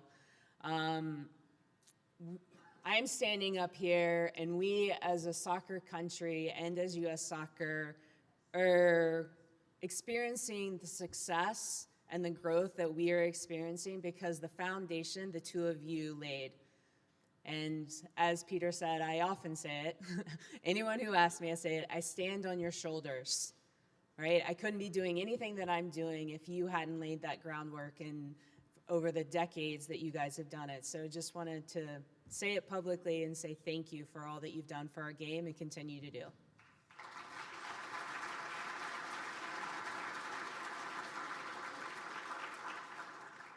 All right, before we go, Peter, you're not going to like this announcement.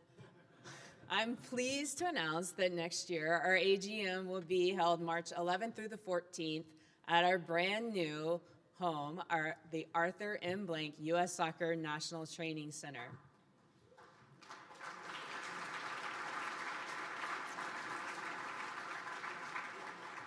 I look forward to seeing you all then, but I know I will see you throughout the year. This meeting is now adjourned. Thank you.